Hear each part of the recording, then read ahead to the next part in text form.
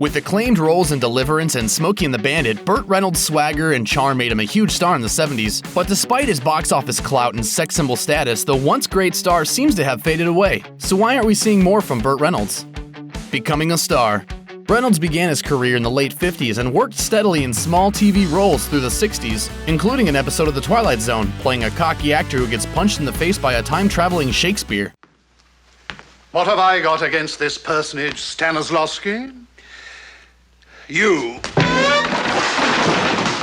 But in 1972, Deliverance gave Reynolds his first major movie role. However, just before the film was released, Reynolds was invited to pose nude for Cosmopolitan. It was the first nude male centerfold in the major magazine, and he figured people would look at it and laugh and forget about it a few days later. But instead of being a laugh riot, it made Reynolds the sex symbol of the 70s. It also diminished his serious acting accomplishments in Deliverance. I was very young and very stupid, and it did not changed my career to the better. Reynolds had become a huge star, but he was never really taken seriously, which would haunt him for the rest of his career. A few bad choices.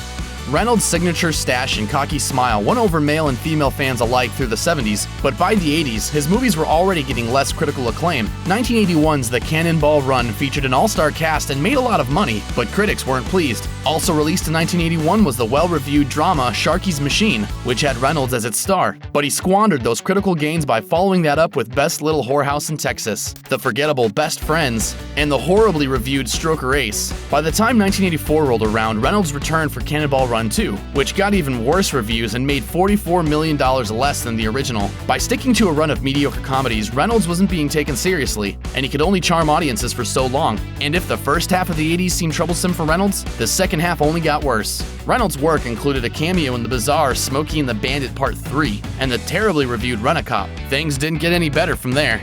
Too many refusals.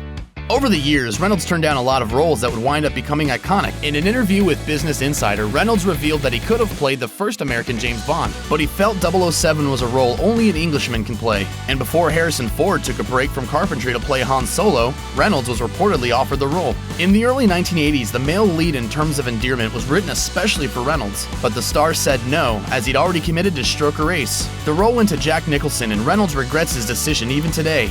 Then in 1990, Reynolds reportedly turned down the starring role in Pretty Woman due to the age gap between himself and Julia Roberts. While these choices didn't affect his career at the time, they definitely hurt his legacy. Instead, Reynolds retreated to TV, starring in sitcoms for much of the late 80s and early 90s, appearing as a disembodied voice in Out of This World and an ex-football star in Evening Shade. He even won his first and only Emmy for his performance in Evening Shade. Unfortunately, after 4 seasons, the show went off the air and Reynolds went back to making bad movies until 1997. A thwarted comeback. In 1997, Reynolds got the comeback role of a lifetime. And no, it wasn't in the Mr. Bean movie. But I love my country. I can't stand the idea of a bunch of Frenchies owning America's greatest painting. Let's get on with it. Boogie Nights was the film that made Paul Thomas Anderson a famous director to watch, and a role in the film gave Reynolds acclaim that he hadn't seen in a long time. But despite overwhelming critical praise, Reynolds didn't really go anywhere after playing Jack Horner. So why didn't Boogie Nights work for Reynolds like Pulp Fiction did for John Travolta? Well, first of all, Reynolds didn't actually like Boogie Nights. Reynolds told The Guardian that even though he's never seen the movie all the way through, he still hates it, and that working on it was a nightmare, mostly citing creative differences with Anderson. Still, Reynolds' rage also extended to the cast, and according to his book, But Enough About Me, Reynolds almost got in a fistfight with co-star Thomas Jane. Though the shoot was difficult, Anderson had no complaints about Reynolds' performance. He even offered him a role in his next film, Magnolia, but Reynolds turned it down, saying, "I'd done my picture with Paul Thomas Anderson. That was enough for me." Personal problems.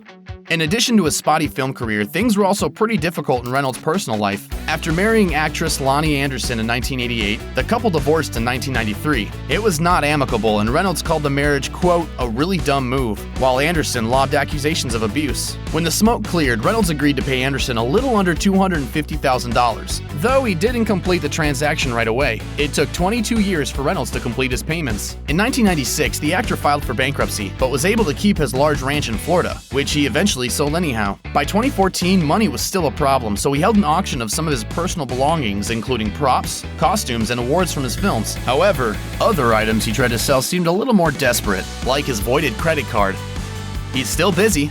Despite these bumps in the road, Reynolds is still working, just not always on the big screen. Burt Reynolds? Who else could keep this town running? In addition to popping up in a few voice roles, he created the Burt Reynolds Institute, an acting studio in Florida where aspiring stars can learn from Reynolds himself. Even now, at over 80 years old, Reynolds recently completed the film Dog Years and has multiple films set for release in the near future. For a guy who's been in the business for 6 decades, that's incredibly impressive. Reynolds' star may not shine as bright today as it did 40 years ago, but he's still an icon who will always have a place in film history. And a few bedroom walls. Thanks for watching. Click the looper icon to subscribe to our YouTube channel. Plus, check out all this cool stuff we know you'll love too.